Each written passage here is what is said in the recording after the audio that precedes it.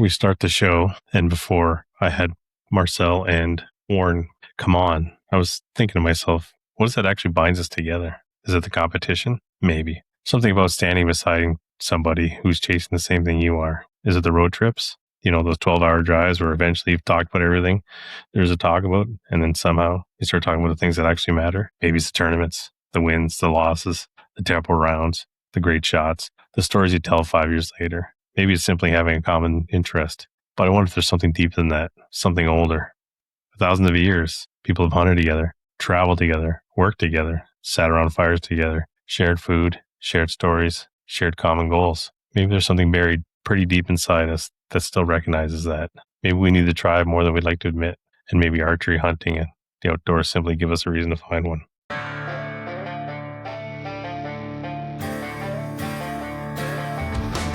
Welcome to the LETdown After Dark. Welcome back, Marcel. Welcome back, Warren. Thanks for coming on for LETdown After Dark. Glad to be here. Yeah, me too. Awesome. Get a little bit of fuzz there. I don't know what's going on there. Yeah. Is it on my side? I can hear it too. It'll get the program will get rid of it in post production or whatever. So okay, it gets rid of it. Looks pretty sweet. Looks like a pretty handy app. Yeah, it's pretty good. Like it'll minimize. Well, it'll get rid of echoes if I put the echo cancellation option on. But if I don't, it'll get rid of it a little bit. You can still kind of hear. There's a couple episodes where Misha came on in the middle, but because I can't change the settings once we're started, I have to stop the thing, and I hate it. Like if he'll show up 10 minutes late, and then we have to stop the whole show because I'm already on a roll or whatever, and so no, Marcel would do. Keep going. Decline. Yeah, exactly. Too late, buddy. Yeah. Can't show up on time, don't show up at all. Yeah, you missed the bus. Yeah. Yeah, I hear that. I hear that about you, Marcel. If the boys are not at the truck, was it 5 minutes early? You're gone. Yeah, the train leaves at a certain time and it doesn't wait. That's why I always share a room with him, because I always know what's going on and when he's ready. Nice. Being early is being on time. No, I agree. Totally agree. So how long have you guys been doing those kind of trips together from the East Coast out to Ottawa?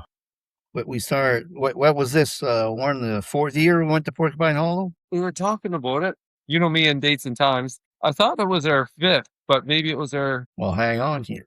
Let me go to my old trusty library of pictures. And it's always July, correct? Yep. Yeah, the third week or the second week of July. Yeah, it'd be at least 4. Yeah, because Carl picks the hottest weeks and Peter picks the coldest weeks to do. Yeah. 3D archery. Well, we were there in 23 for sure. So let me check 22. Yeah, we got everything at Peter's this year. Got Yeah. wind burnt and frostbitten the same weekend. Jeez.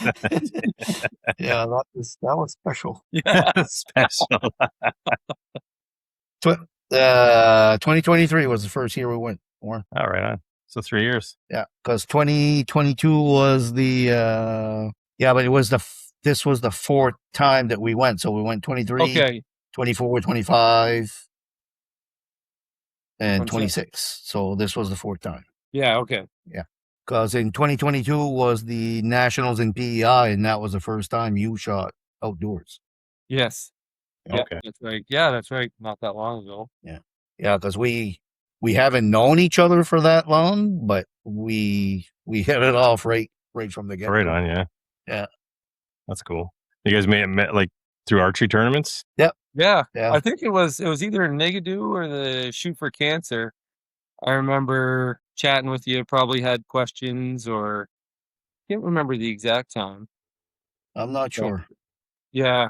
We were always, I remember going there and I knew no one. Like I was there, I knew no one and I knew nothing about archery. And it was kind of, figuring out who I kind of got along with. And you were always the guy that was there full of all kinds of good information, always had a good joke or two and a couple good laughs. And The big brother figure. yeah, exactly. Yeah, the mentor. Brother you Mr. never wanted. Miyagi. Yeah. Warren's old enough that I can't be his dad, but the rest of the crew, I can be their dads. Yeah. So,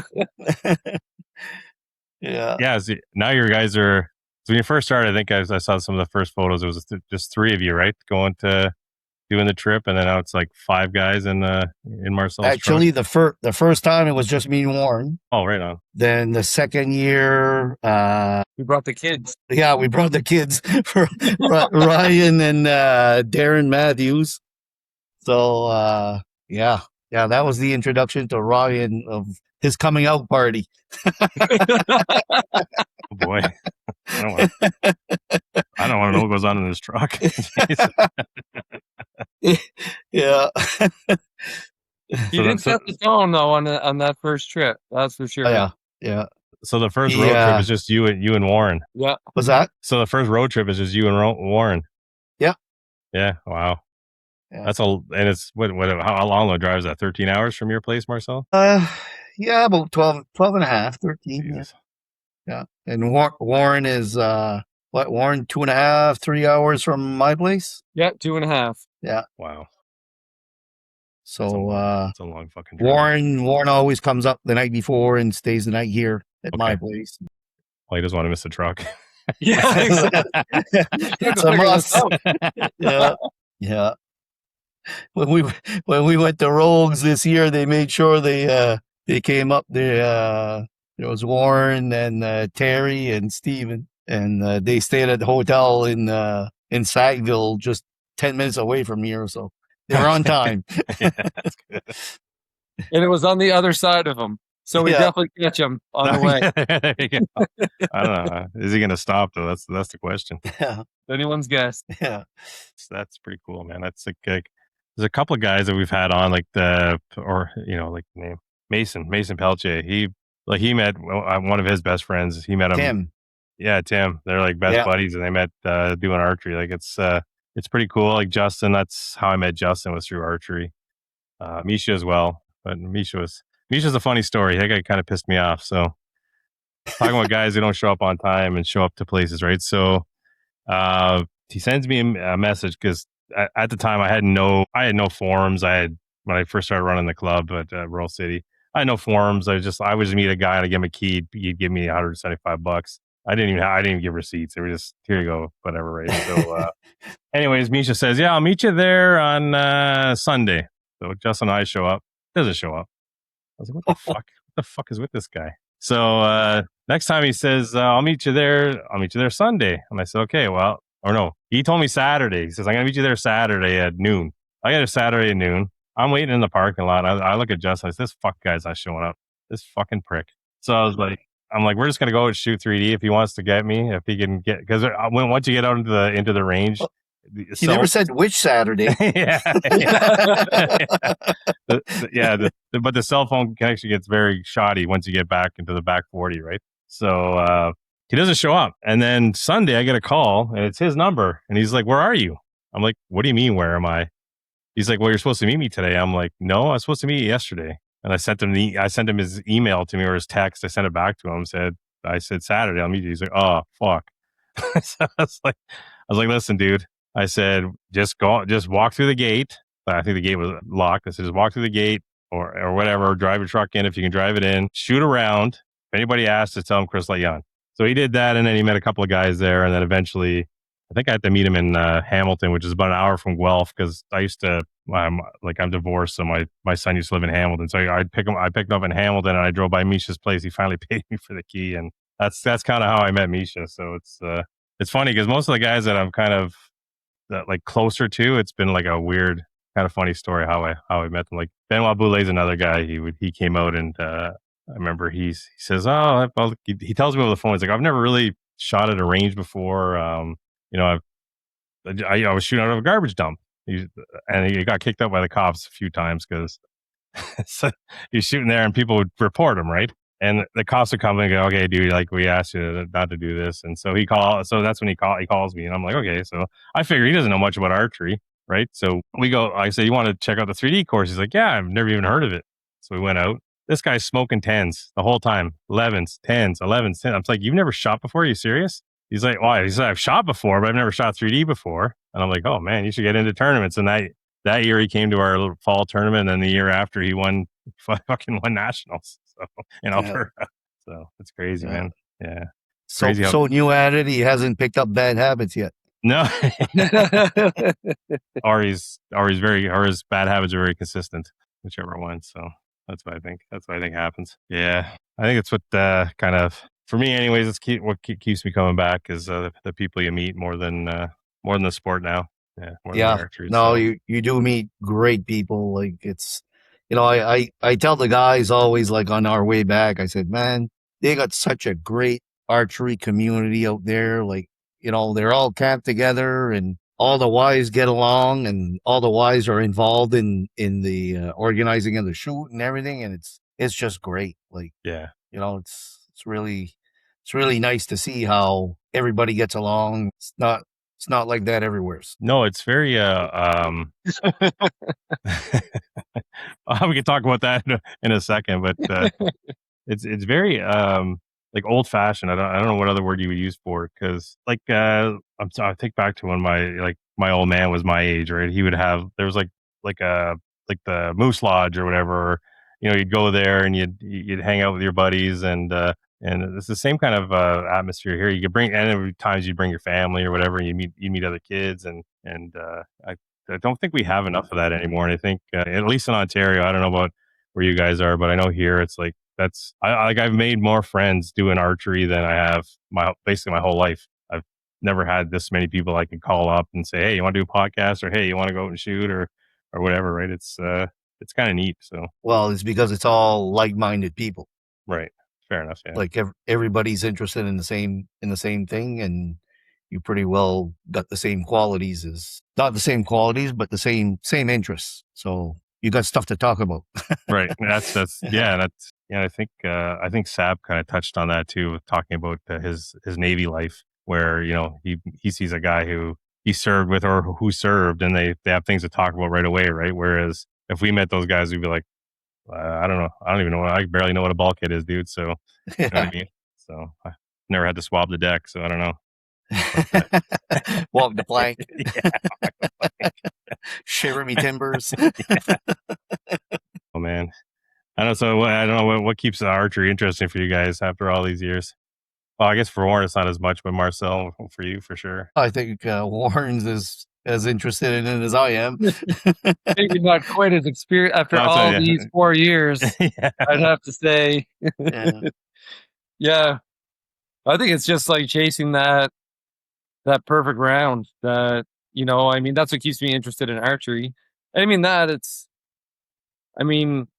life would be pretty boring without it, to be honest. The people that I talk to the most on a daily basis, it's all people that I've met and friends that I've made through archery, and a lot of those I can attribute to meeting through Marcel too. On that first trip, going out to Porcupine Hollow and meeting the crew of everyone out there, and some top of the line people, some A1 friends for sure, and then especially our little group of road warriors that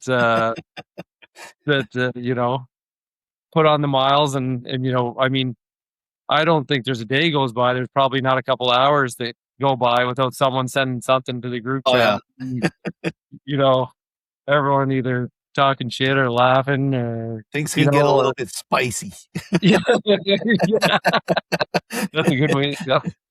Accurate. See, pretty common in those group chats. Yeah. Same as the 12-hour drives to Ontario. So there's stuff that has to stay in the F-150 vault for the best. That's what Tony was saying about with whatever Airbnb they get down when they go down to some of the events there. What happens in wherever Kentucky stays in Kentucky. Yeah. So yeah, I usually bring my wife, so the stories aren't as interesting, Sarah. So she's my wife, as I often say, is a way better shooter than I am. So that's why I'm always holding her umbrella. Yeah. It wouldn't matter if I brought my wife; like she'd just roll her eyes at our conversation anyway.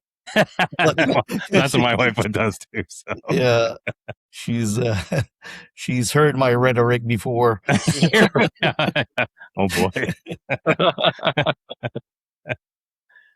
Yeah, well, I'd love to be a fly on the wall in the truck. That's for sure. I hear there's some karaoke too. What's going on there? Well, maybe not in the truck.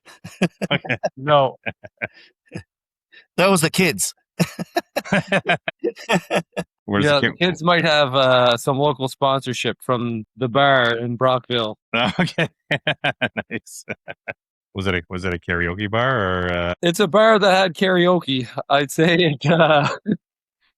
it had of all kinds of different interesting things going on there by the sounds of it. Crawling around. Yeah. Crawling around. Well, it is Some Brockville. interesting creatures. Jeez. So I guess the kids are single. Is that what's going on there? No, none of them. They just like having a good time. That's all. They're young. Oh yeah, for sure. Yeah, all harmless. I remember those days. It's all maybe all a little painful to listen to.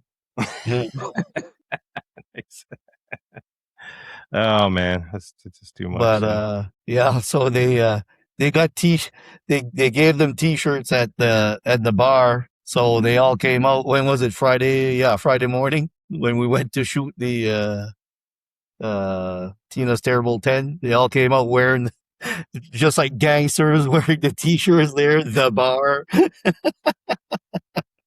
Yeah, straight out of The Hangover. Yeah. Yeah, that's what it looked like. Oh my god. Yeah, I don't get too many of those mornings anymore. The old hangover mornings. Yeah, I don't know. I had one of those, and I don't remember when. Yeah, me neither. My god. Yeah, to be young again. Eh? Yeah. So I was telling I always tell some of the young guys, I'm like, well, tell me some of your stories. Like I find now that I don't know, but the young guys you guys are hanging out with, they hardly talk. Like it's they don't have stories. Like they can't tell stories anymore. And it's like, dude, these guys got some stories. I gotta hang out with those guys. I'm 53 for Christ's sakes. I need stories. Come on, guys. Jesus. Live vicariously through their experiences. Exactly. Oh man. So how was your experience at Porcupine? How'd you guys shoot? Not bad. Well, made it. Yeah. How was the experience, or how did I shoot? They were both very different.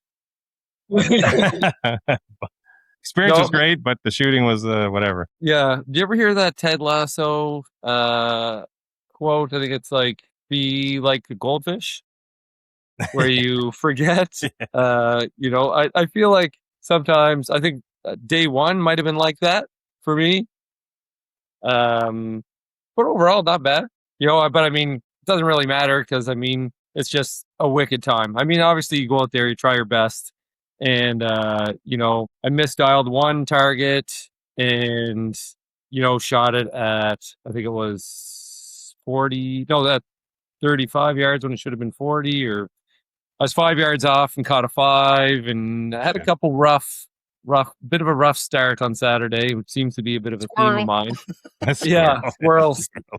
And then turned it on, and then too little too late. It seems to be a bit of a theme this year, but stellar time as always, for sure. I mean, Marcel did awesome. Yeah, I did okay. Yeah.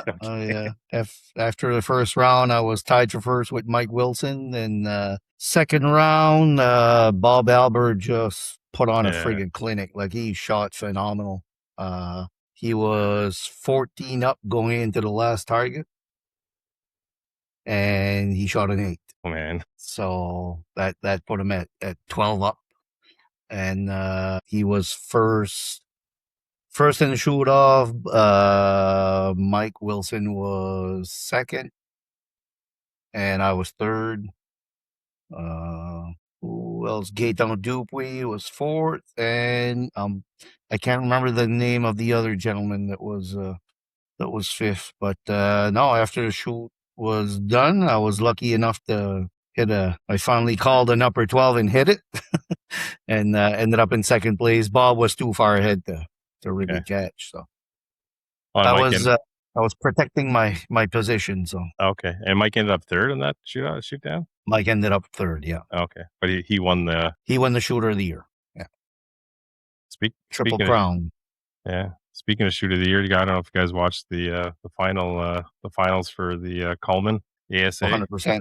Yeah, that was awesome. Yeah. I tuned in. I missed the because is it senior unknown first, and then it was senior known pro. So I remember when I tuned in, it was Randy and the other Tim and all those guys were just stepping onto the field there, and it was an exciting shoot down. Yeah, sure was. Very exciting. I see Bruno out there holding the umbrella. That's pretty cool. He was only a point off of making the shoot offs there. So yeah. No, Bruno shot really well on the second day. Yeah, really. Matter of fact, he called me tonight. I was getting home from work. Oh, really? Twisting the knife a little that I'm not going to SCC. Little bastard. It's not because I don't want to. He told me this morning, he's like, so you're the only one that doesn't have an ankle bracelet on, do you? Is that the issue, Marcel? You got an ankle bracelet on? Yeah, something like that. Yeah. Other plans were made. Yeah, I know that feeling. Yeah.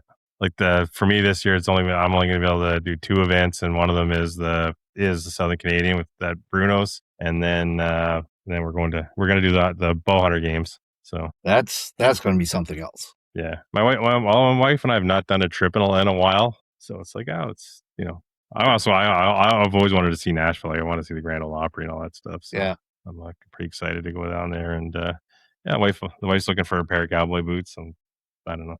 She's like, I want authentic cowboy boots. I'm like, okay, I don't know what that means. She does know they ship to Canada, right? I know.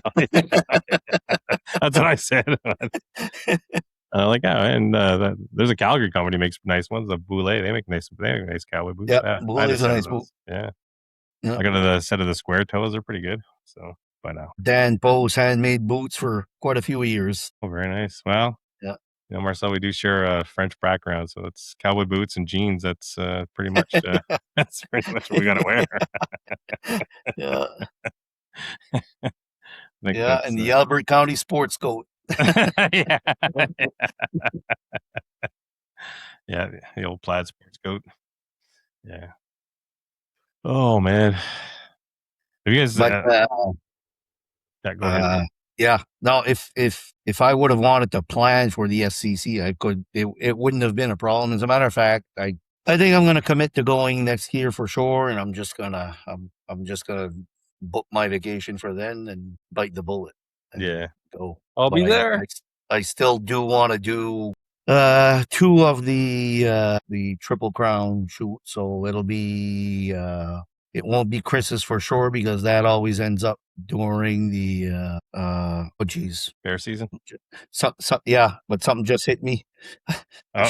Couldn't plan for next year because we were at some friends having a few drinks a couple of weekends ago, and they're planning an Alaskan cruise for next summer. So I better make sure what date they are before I plan on going to Bruno. So can't go on an Alaskan cruise. Not sure. Why? Well, no archery on an Alaskan cruise. No, but the Alaskan cruise has been on a bucket list for quite a few years now. Yeah, that'll be I'm sure it's got to be beautiful. Yeah. Yeah, that the coastline alone is just Anybody that I've talked to that do a lot of cruises and they've been around the world say like Alaskan cruise is their favorite. And then I have some people that say, well, I don't know if I'd go again because you can only see fishing villages so many times. I like to see the scenic fishing villages. So being from the East Coast. That's a fair statement. Yeah, I've only been on one cruise, and it was I can't remember if it was the West Islands or the East. I don't remember, but it was I get seasick. Oh, even on a big boat, I couldn't believe it. Like I was until I got onto the deck and I could see the horizon, I would be sick. So in my room the whole time, we didn't have a porthole or anything. It was that sucks. I was sick the whole time. Yeah, and so hopefully you don't get seasick. No, No, I don't. That's good. That's good. I love cruises. Yeah, they're fun. Like I find what all I did was eat a lot of food, but I must have gained. I think What was that? I think the one I went on, I think I gained like 15 pounds. I was like, holy Yeah. crap. You and 5,000 other passengers, Yeah, probably. Well, they had like a self-serve, was it self-serve soft ice cream thing? You just Yeah. walk up and so I was making ice creams like this big. Like half would be on the floor. See how tall you can make it without it tipping over. That's pretty much what I was doing. I'm like, oh my god, the gluttony was absolutely disgusting. But the nice part, like the meals at night were like they had some really great meals at night, like the dinners. The dinners were fantastic, phenomenal, really. Yeah, and the entertainment, like it's top notch. Yeah. Well, one day I'd like to do a Kiss cruise, but by the time I can afford it, they'll probably all be dead. So it probably wouldn't be more than just a regular cruise. No, I don't know. I don't know if it costs any more. I know they do a land one. They do one in Vegas you can go to, and you get to hang around with like Paul Jean and whatever other members are still. Kiss, do they still perform? Oh, yeah. Gene Simmons still licks his eyebrows. He still does. He still does. Yeah.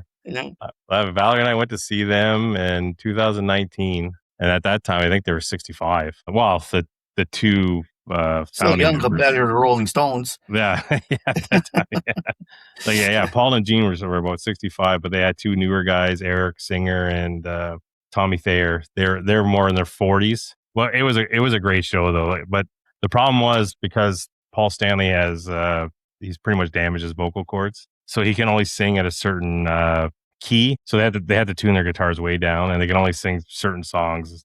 There's a lot of songs that he can't do anymore, which like most of them now. Yeah, most of them. Most of the guys that should retire and they just can't afford to. So it was a little bit sad about watching that, but it was fun. They always put on a good show. Like it was in a small stadium too. It was we were in Grand Rapids, Michigan, so it's like I think it seated 15,000, but it was packed. But they had fireworks, they had fucking light show, laser show. It was something else. Like, and I'd seen them about 5 years before that, so I'm a closet Kiss fan if you couldn't tell. But you don't hide it well.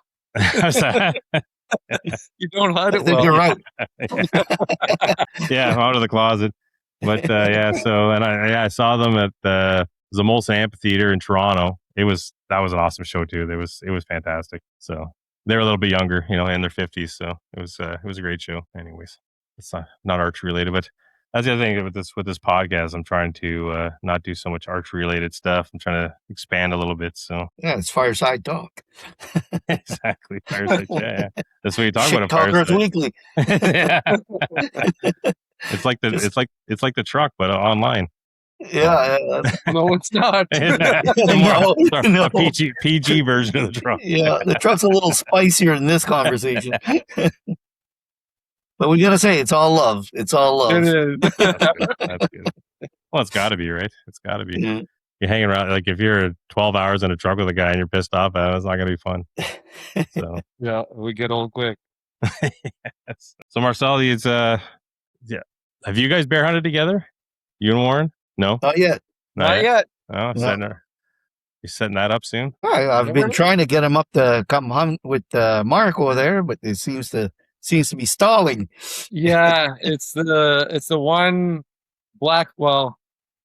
blackout weekend in our house because the prime of the bear rut is always on my wife's birthday, and I got pretty good rain for the rest of the year, so that one weekend is I would love to. I have been on bear hunts before. I mean, went up to Rhines and went over to Newfoundland a couple times. But that particular window always falls around the same time when things heat up in northern New Brunswick. But you never know. I mean, one of these years, maybe I'm sure she'll want to go on a girls' trip, or there you go. Who knows? Or a bear hunt. That's joking. Yeah, I don't know about that. Maybe a moose hunt, like to go to the lodge and like maybe. But you never know. I mean, she's all for, she loves the wild meat, and but if there's anything hanging in the garage here, she's not coming in. Doesn't need to look at it, doesn't need to see it, and that's fine with me. Like, I don't think I love that. We have our own things. We have things we do together. We have our own things that that we do with our friends, and that I think it's good. 100%. Yeah. But I still want to go on a bear hunt. I will. That's hopefully someday. How was your bear season this year, Marcel? I know. Saw lots of Lauren bears. saw a lot of them. Yeah, saw lots. Took some great videos and that, but just never got the right one coming in. So yeah, but no, had a blast. Yeah, It it's was extreme weather. Really.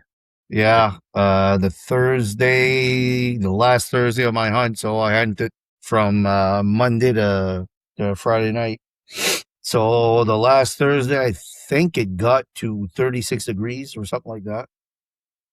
Like it was stinking hot. That's ridiculous. And either 34 or 36. The next day it was pouring rain and 7 degrees. Oh Jesus! I froze my ass off. Pneumonia weather, for fuck's sakes.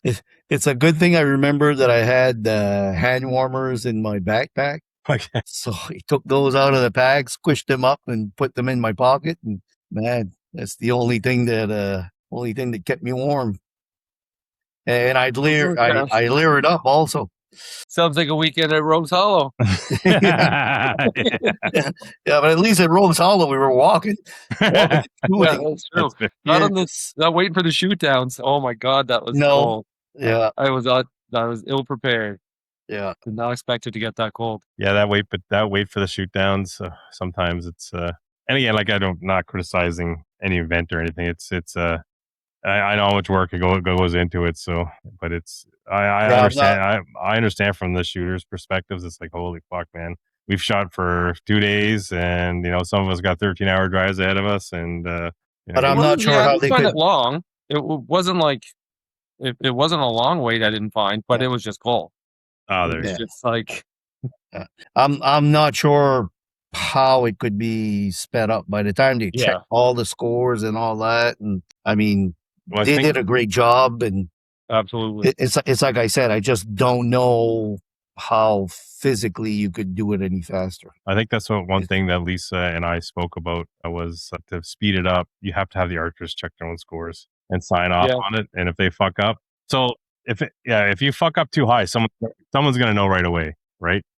Yeah. Like if you've never been in the 5-man shoot down, and all of a sudden you got a 423, and you're normally shooting a 380. Someone's going to call you out and say, "I want to see that guy's scorecard." So you got to put it on the archers to be responsible for that. That's what kind of we do at the provincial. We did at the provincials this year, and we've been doing it at our tournaments because when I've like checking scores, there were sometimes it was 2.5 hours, and it's like, fuck, oh man, because some of the writing, right? Guys don't know how to write legibly, and you're like, fuck, did a doctor write this or a lawyer? What the fuck? It's kind of hard to screw up your score because first of all, you're not the one that's scoring, and it's double scoring. You'd be surprised, Marcel. If it's done by right, you'd be surprised. Yeah, I know. But by right, both scorers are supposed to agree to the score they're marking down. Yes. And they're supposed to agree to that score and the running total before you leave the target. Yes. Not after the shoot and start adding it up and all that. Yeah. The proper way of doing it is, and people say, well, it takes longer. No, it does not. No, it does not. It's just, if everybody would do it, everybody'd be at the same pace. Oh, yeah, for sure. But, or at least every 4 or 5 targets, check in with the other guy, say, what do you got for this? What do you got for that? Right. Yeah. Like something like that. But, a lot of the tournaments, I'm watching guys calculate their scores. I'm like, what are you guys doing? You should come here. It should be 5 minutes discussion. Like you should have your running score all the way to the last target. You get to the picnic table and it's like, okay, sign. And the reason the only reason I learned this was because I and you guys do indoors as well, but I do a lot of indoor tournaments. That's how they do indoor. There's no checking. You get someone, you got 4 guys at a butt, 2 guys score, 1 guy pulls, 1 guy calls a score.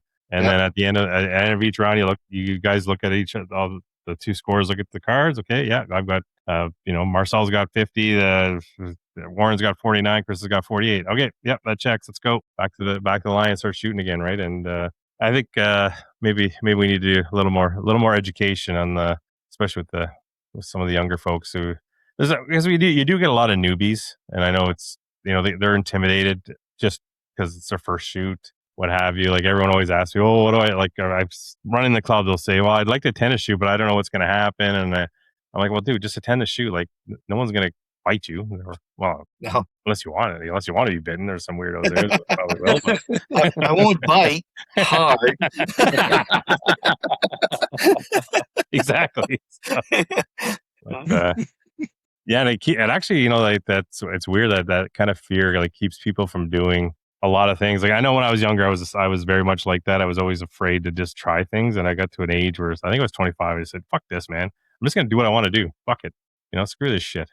It's boring. It's boring just being afraid, and I would still be nervous. Like if I go like when I attended my first 3D, I think it was just me, and I didn't know anybody. And it was once you get into a group, people are like they start talking to you, and it's after the first 3 targets, you're buddies. You're hanging out and having a good time. And I always try to explain that to new guys. Indoor targets a little bit different. People may not be so friendly depending on what group you get in. But I find with 3D, it's I think it's like this outdoorsy type people are like that. They're more just willing to help you out, willing to because they want you to get in there, so you'll learn how to do it, and maybe next year I'm shooting against you, and you're a better shooter, and what have you, right? So yeah, it's one thing I try to teach all the young guys at the club, man. Just do it, just come out and just try it out. If you don't like it, you don't have to do it again. So yeah, but there's not too many people I've had say I don't like this. So yeah. It's usually like, when's the next one?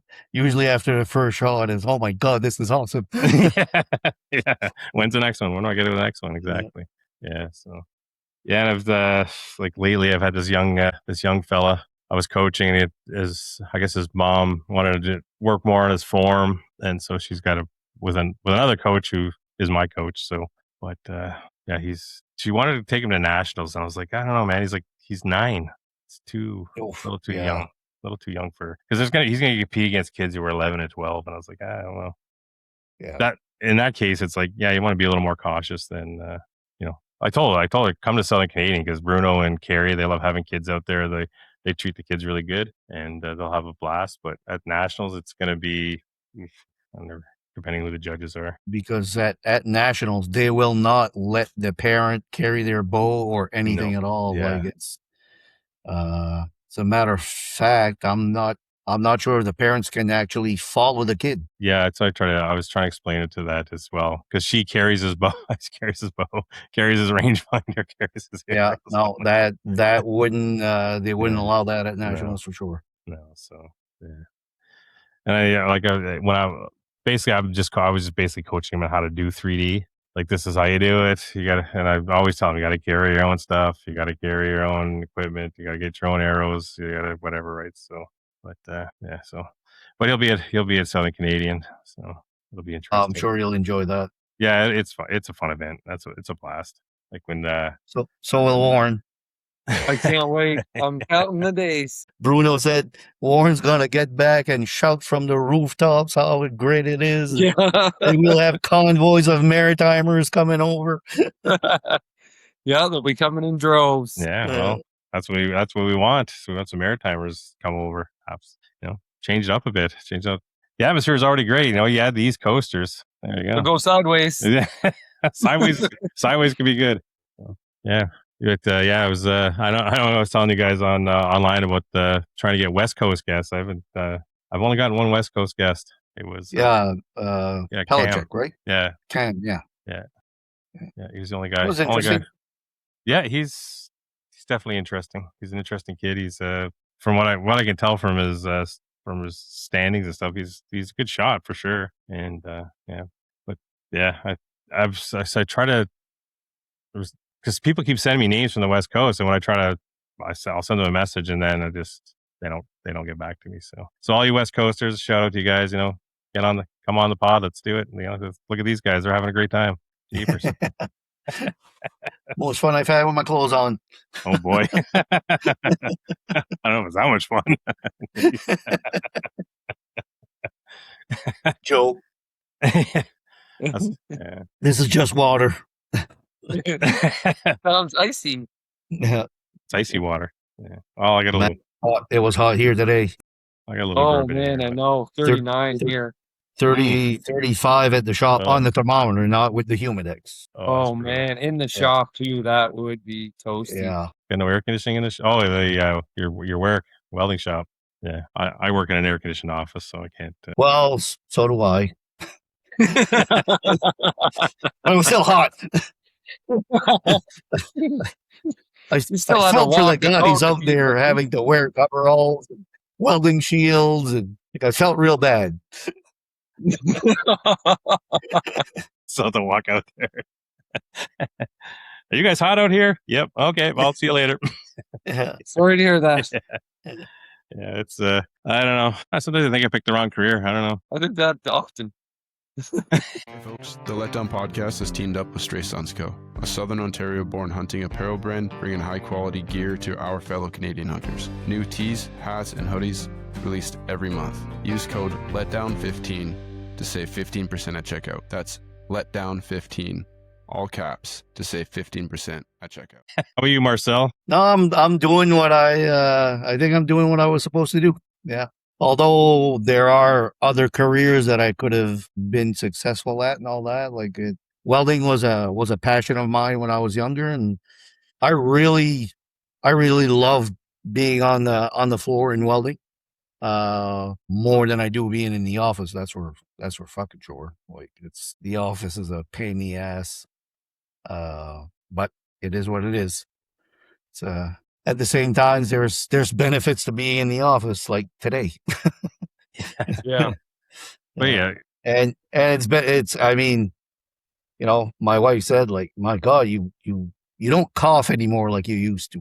Like, you know, welders are notorious for coming home and fucking spitting up black loogies and blowing their nose, and all it is black soot.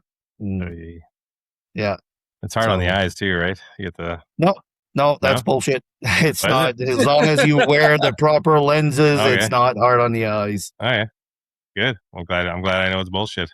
Maybe I'll Yeah. take up welding. Yeah. I'm the one thing I'm not skilled at is definitely not welding. So if my high you school tried welding it? teacher, well, my high school welding teacher was like, whatever you do, don't get into welding. So, Okay, well, that's a good indication because welding, it's like I tell people, like, welding's an art, yeah, for sure. and it's something that if you've got it, you've got it. Like, mind you, some people can make a living as welders, and you know, as long as it passes visual and stuff like that, they're good to go. But you know, it's like I said, like, some people paint the Mona Lisa, and some others I wouldn't hire to paint my house. So So that's interesting because like Justin feels the same way. He really loves what he does for a living, and that's actually yeah, I've never loved what I do for a living. So it's probably why I do this. I think it's like anything. It's not sunshine and rainbows every day, but well, no, that's for you sure. know, as long as you know, at the end of the day, you can, you know, get home and sleep in your own bed. Maybe, I don't know. Everyone has different priorities, I guess, but you know, I think it's like anything. There's always plus and minus to every job. Yeah, I think for me when I was young, I just didn't know what I wanted to do. I had no idea, like, because when you're young, like you're told by people like you gotta pick something to do, right? And it's like, well, Christ, I don't even know. I fucking don't know. Like at that point, I don't even know the shit or wind my watch half the time. You know, fuck. How am I supposed to? You know, how am I supposed to pick a fucking what am I gonna do for the rest of my life? And then Just get a watch with batteries, and then you don't have to worry about what you watch. Just gotta worry about not shitting your pants. That's not easy. not that old yet. Yeah, it happens. It happens. Yeah, This shit happens. as long as it doesn't happen to Marcel's truck, you're all good. So. And maybe a few close calls. Few close calls. And how about you, Warren? You you kind of have a, I would say, interesting Yeah. business. Which one? I think Well, it'd you be know, nice to just pick one, because I mean, there's it's like those plus and minus to everything. It's like there's things that I want to do, there's things that I feel like I should do, or it's like, oh, one thing I've never really considered until a few years ago, really, is like, your retirement. And I always thought I would retire on a Friday and die on a Monday. I'd always continuously work at something, because I think that it's good. I think it's if you're doing the right thing, it wouldn't always be the same thing.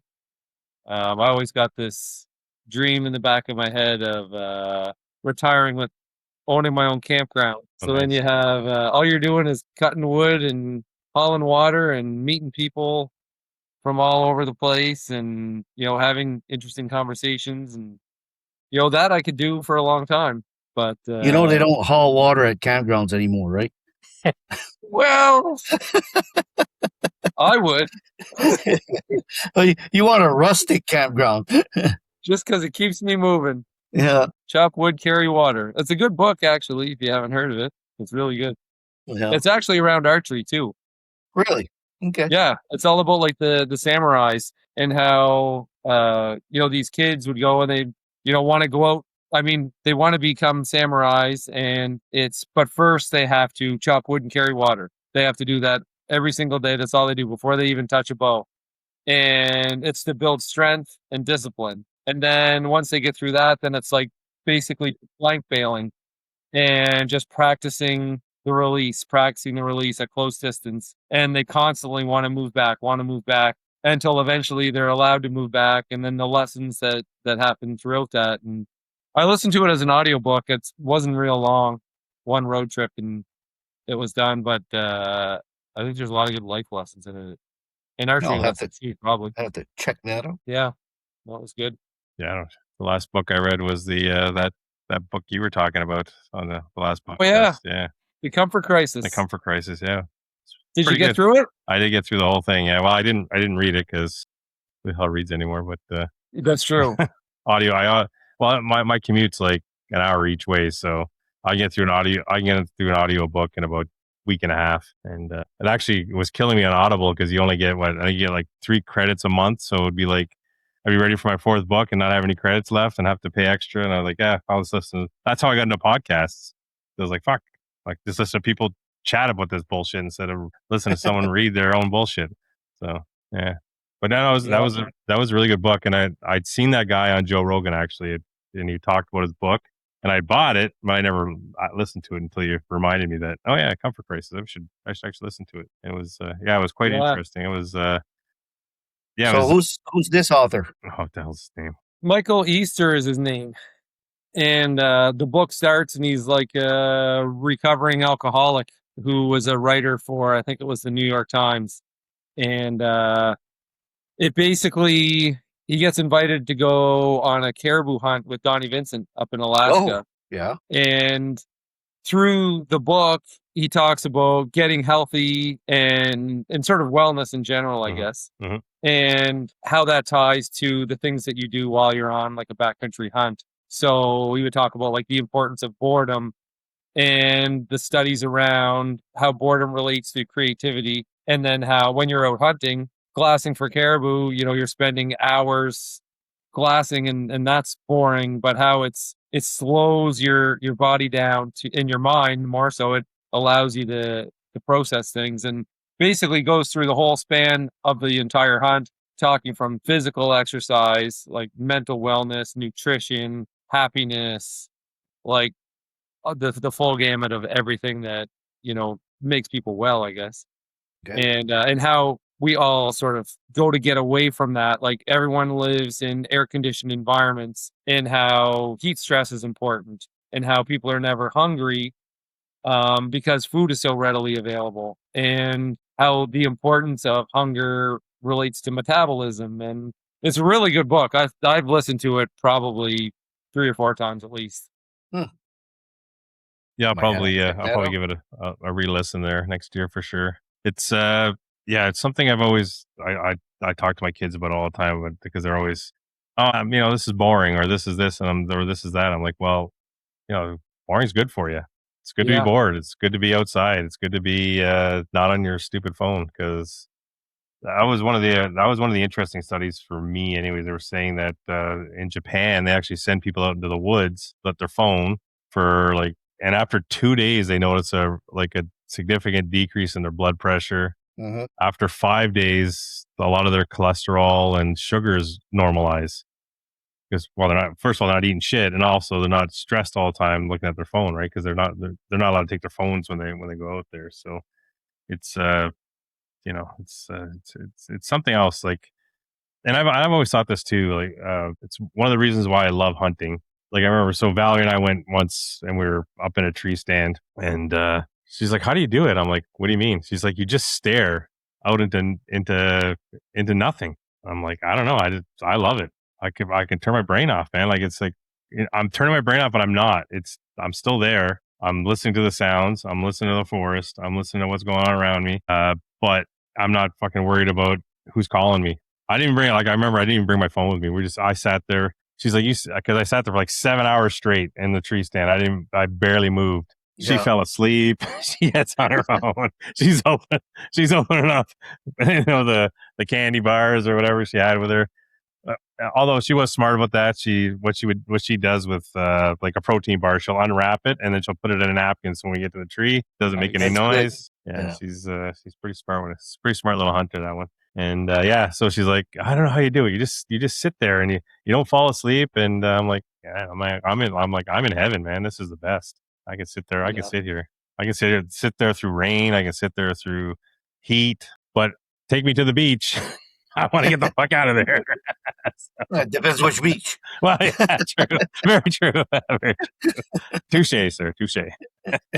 Yeah, it's like hunting is almost like the way it feels to me. It's like letting the air out of a balloon. It's like you get there, let's say you're on a week-long trip, and it's like it takes some time to settle into the pace, and even through guiding people, you can see the way they move.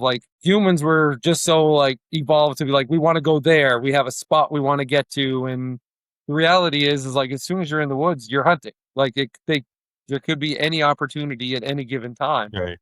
Especially for moose. And it's just to slow down, to slow your mind down, slow your movement down. And, I think that there's a lot to be said. I mean, it's validating to hear studies like that in a book. You'd be like, well, yeah, there's actually science behind this, that these things that we do, that there is data behind it that validates that this is, it's more than just how it feels. There's truth to it. Yeah, I totally agree with that. And I've always not just felt that way. It's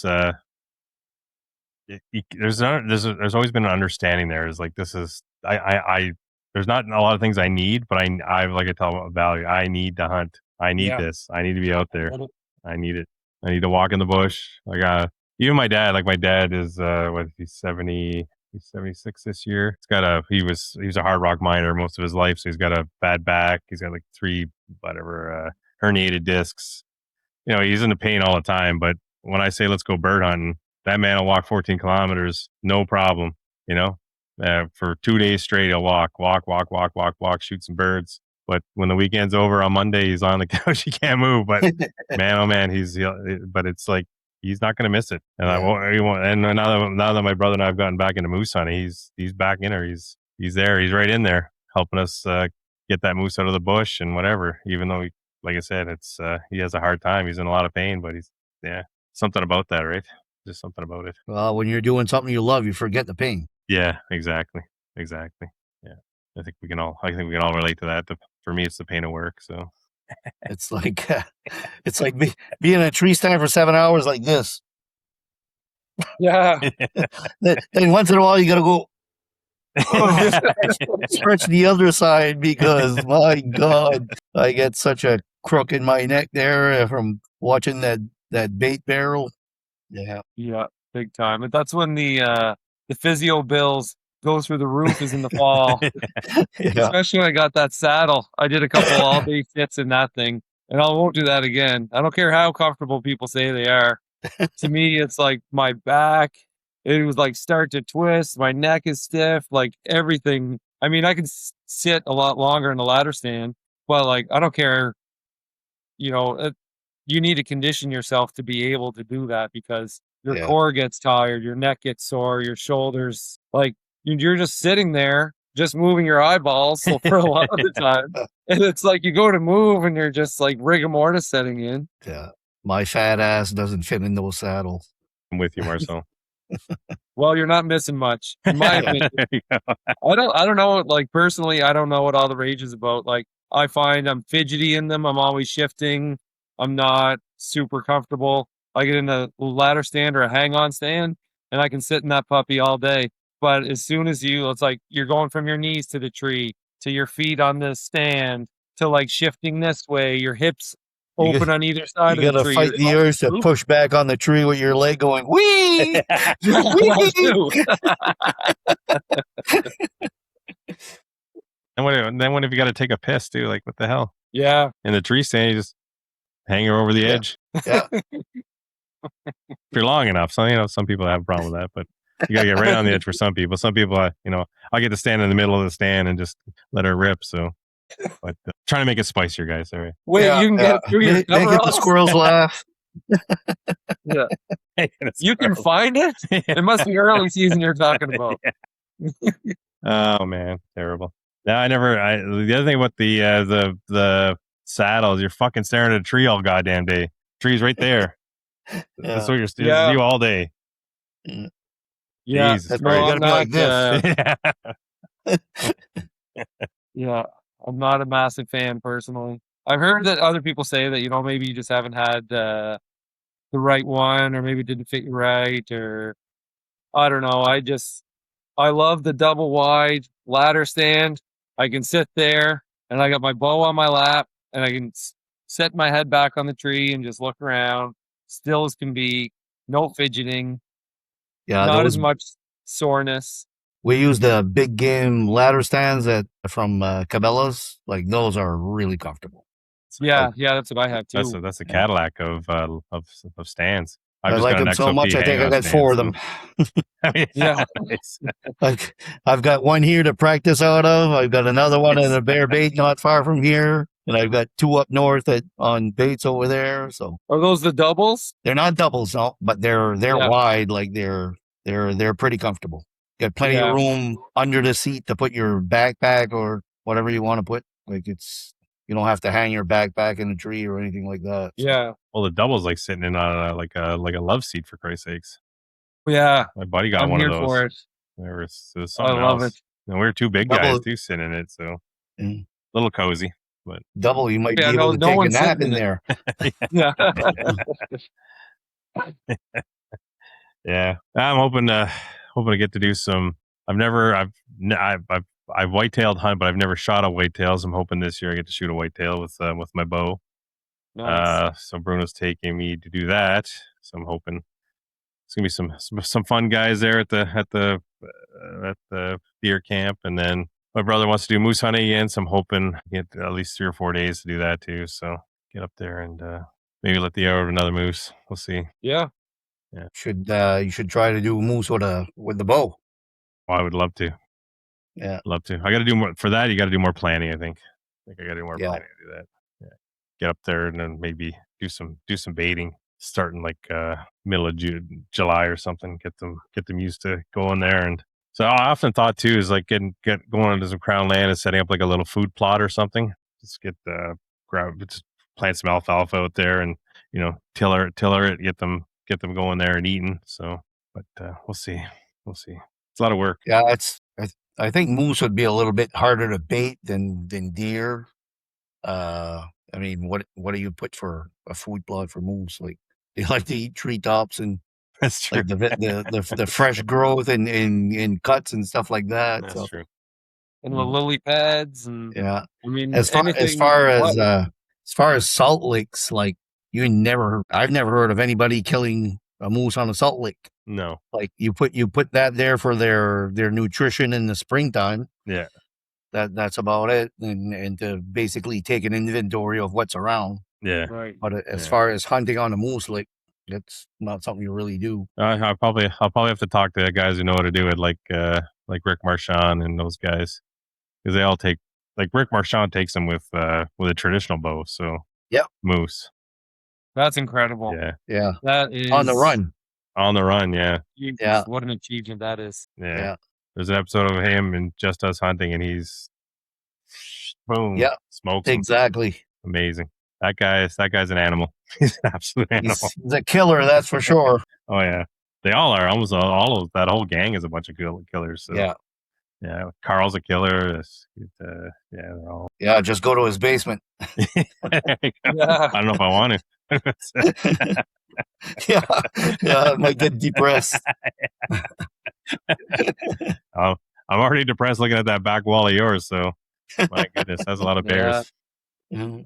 That's some nice bears back there. Yeah, I think. Yeah, you should see them in person. Yeah, my last pelt's hanging there too. I don't know if you saw that the last time. Yeah, I think you showed us that. Yeah. Yeah, that's what I did with that one. Yeah, I like to have a rug in the bedroom, bearskin rug in the bedroom. So. Yeah. I was thinking of. They're expensive. Oh, geez. Like it's as much for a rug as it is for a mount. Holy, I must get a mount then. Yeah. Come out of the living room wall. That'll impress the wife. Yeah. Yeah. Or like I know the full draw guys are saying they wanted a moose house coat, but I think I'm too big for one. I'd have to get. A bear house coat. I'd have to get a moose house coat. Yeah. I think that's what I need, or an elk or something. Yeah, Gary was saying that he wants a bear house coat. Well, when I got my pelt, I took a picture. We're getting further, and I sent it to him. But you bastard! You should have just been in your underwear when you sent it. That would have been a better picture in your house. Yeah. Or a smoking jacket out of a pipe. Yeah. Yeah. Oh, goodness gracious. Just like Hugh. I don't know. Instead of a kimono, it's a friggin' bear house coat. Bear. That's with a lot less bunnies running around. Yeah, it's the Playboy Mansion, Nova Scotia, New Brunswick style. Yeah. Bunch of bear mounts and a bear house coat. Yeah. Anyways, well, that's quite enjoyable, guys. Well, I'll leave you with one last thought or one last question. I always like to ask this: 20 years from now, what do you want people to remember about you guys? We can start with Marcel. He looks pensive. I wasn't always an asshole.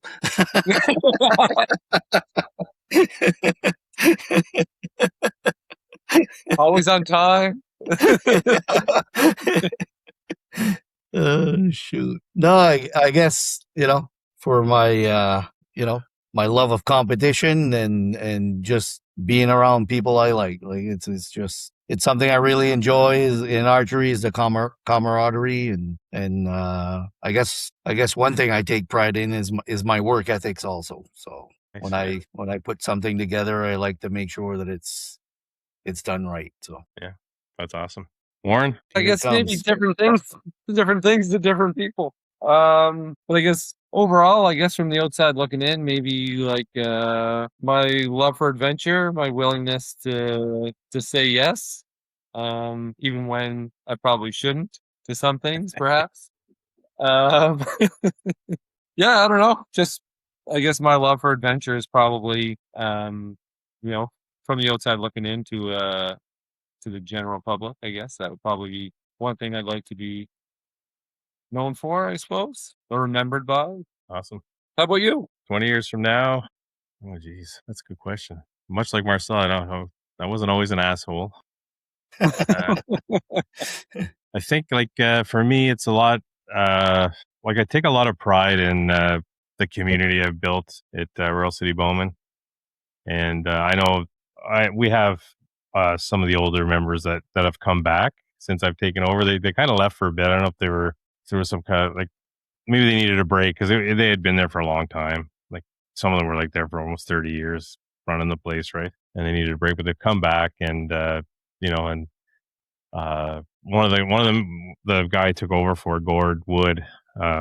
He's come back. He's one of the most helpful guys there, and that's kind of how I want to be remembered. Just someone who helped people, was always there for if you needed a hand or whatever, or you needed just to talk to somebody, that's kind of, that's all my friends know that is I'm available.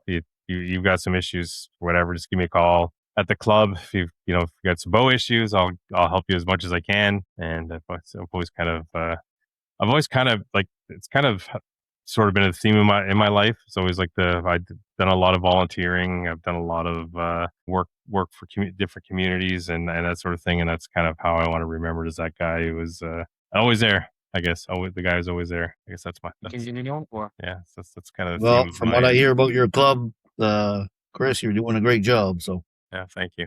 Yeah. Especially what we hear on this podcast too. Like, I gotta say, it's been a joy to listen to. I mean, you go to a bow shoot, you might get 5-10 minutes with different people that you bump into, and you want to know more, like, about what makes them tick, what they're up to, and it's been awesome to hear people's stories in a longer form, to get to know them a lot better. Because I feel like maybe I know them a little bit more now after listening to them and might have a little bit more to talk to. Because you talk to people in passing, how's it going? Have you been? How's your summer going? What are you up to? The casual niceties, but it's great to hear a little bit more about what makes these folks tick. Yeah, I think. Yeah, so for sure. What it's taught. So what this show's actually taught me a lot of, and so I'm not the kind of guy who goes out and just talks to people, believe it or not. I've always been a very shy person, like until very recently. Taking over the membership portion of Rural City, doing this show has really gotten me out of my shell. Kind of, I've always done things quietly, in the background, kind of thing. But like I was not taught to give people the benefit of the doubt when you first meet them. I was always taught to be suspicious, and that's one thing this show has taught me is like, and I think, and I have to give a shout out again to Bernie DeVoe, who said, like the Letdown podcast has shown people that there's still good people in this world, and like when I read that, I'll tell you, man, it almost made me cry. Like I was like, so Bernie, thanks for that comment. Like that, honestly, it was probably the nicest thing anyone's ever said to me. So. And I'm still taken back by it. It was amazing. So it's a great compliment. That's for sure. Yeah, it is for sure. Like, because that, when we're online all the time and stuff, we're always hearing stuff that's, might not be so great.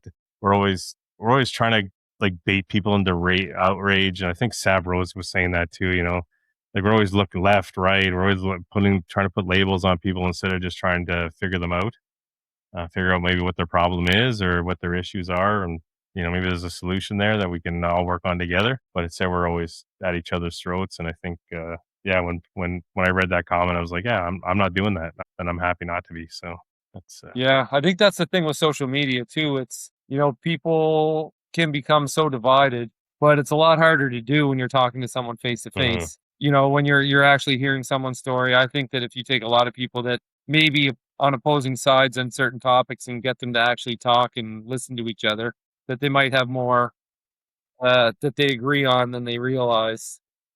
Yeah, like I'll have an honest moment here. Like I never, like Tony Markets, for example, I never thought like that I would be able to talk to him. He always seems kind of, and now I get it. When I talk to him, I understand he's standoffish because he's in the zone.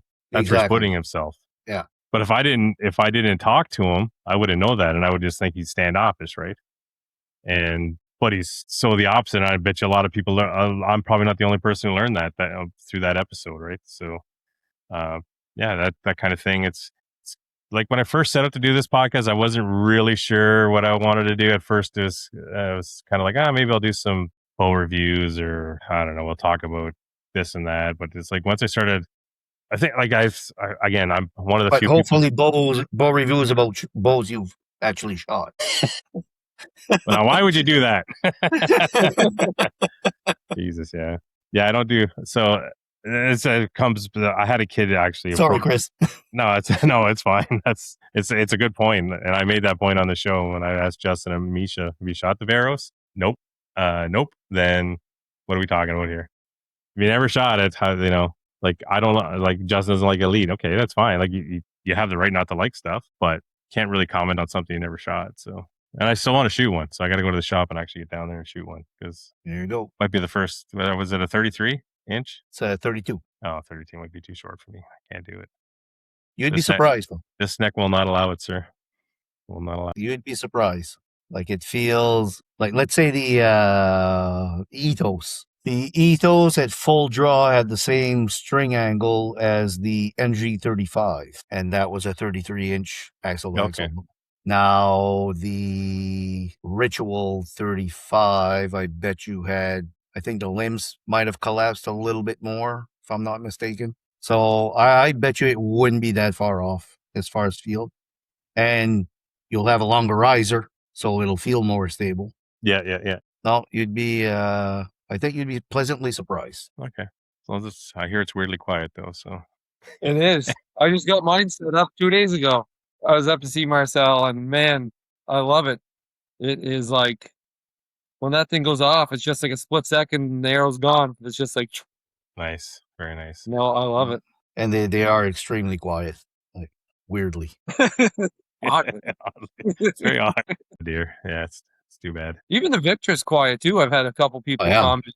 They're like, I can't get over how quiet that bow is. The guys, I think it was Dave McQuaker. I just saw him at the club, and he was saying that he's like, I don't buy. I wanted to buy a new bow in a long time until I saw Marcel's Victor in that blue. So Yeah, that is sharp. it is sharp. yeah, It's nice. yeah. Warren got the original blue, and when he saw that new blue there, it's like, son of a bitch. Fucking elite again. I'm just getting used to this one. Yeah, And the pictures don't do it justice too. No, You see that not at thing in all. person, it's just like it's like glass. yeah, it is beautiful. I'll have to wait till next year when Marcel actually goes to the SEC, unless he goes on Alaskan cruise. Then Yeah. Well, you guys aren't taking the truck all the way to SEC, are you? sure. No, we'd probably fly. That's a fucking long. It'd be a 2-day drive. Yeah, for sure it would be. Yes, it'd be what? Yes, because 13 hours to Ottawa, and then from Ottawa to Windsor, you're looking at another 7 or 8 hours. So Yeah.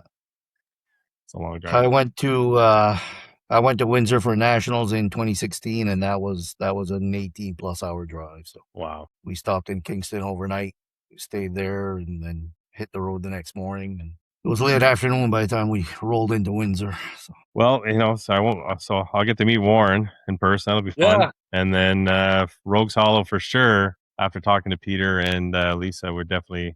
I told my wife that we're gonna make it to at least Rogues this year. So Nice. Yeah, that's good. Yeah, that's good. Yeah, to hear. you won't regret it. It's No. a sweet course Yeah. and very well run, like amazing prizes, and as always, a great community.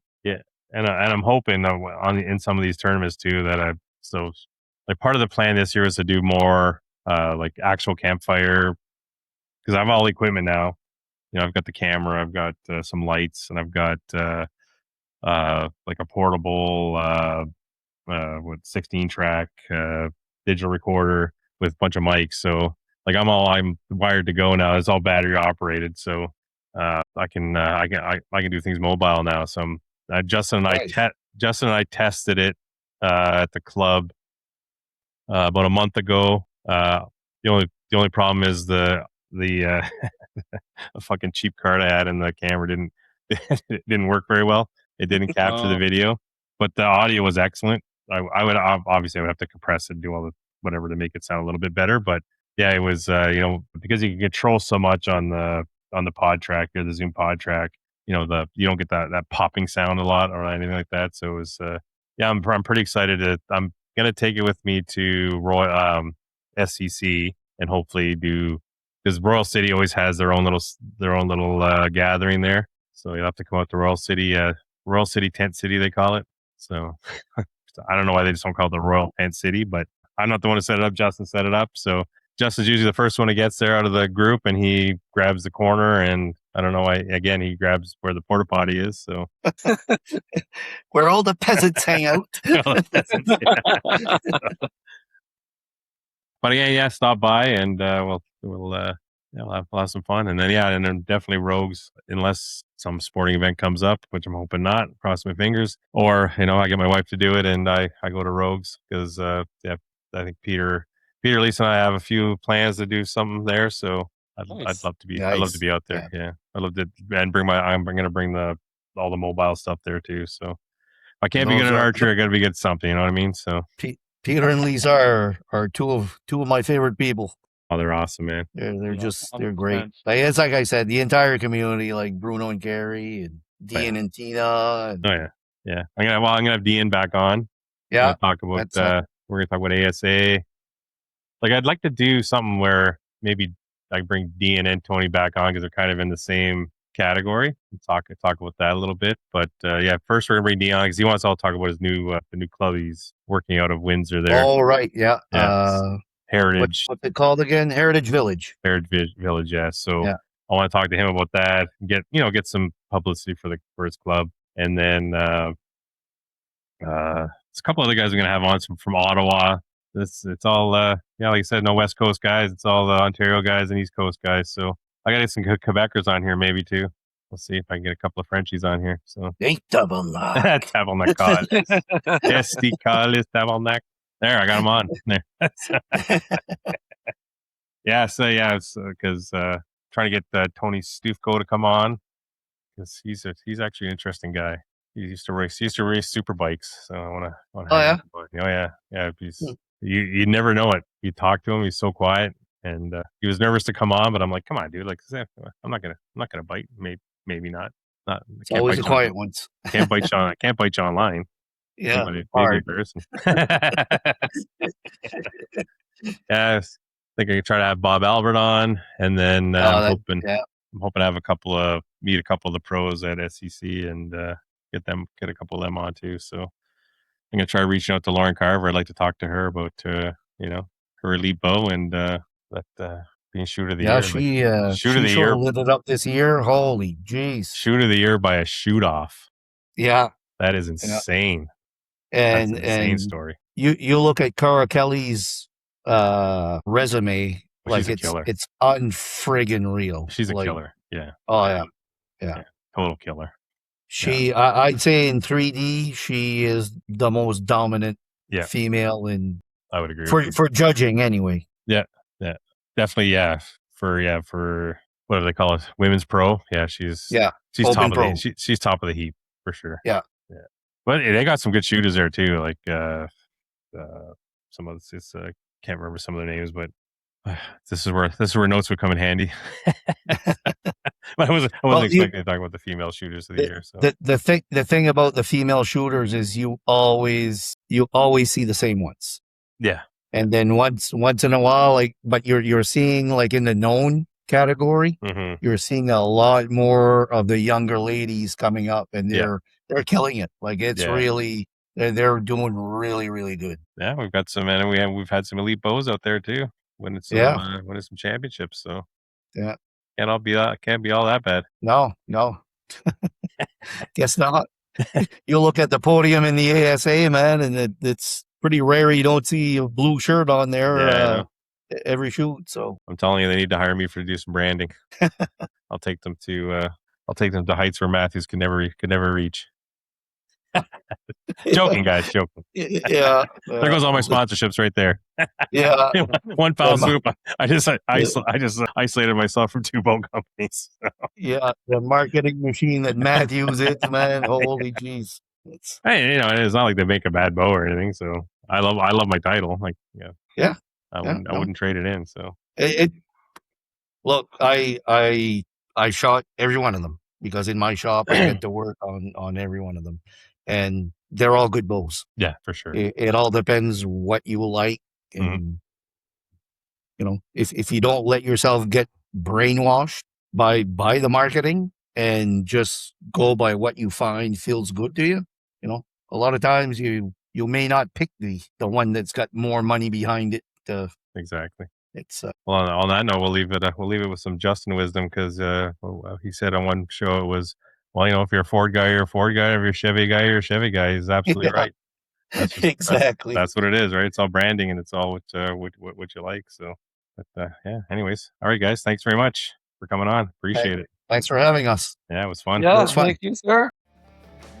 That was the Letdown After Dark. See you next time.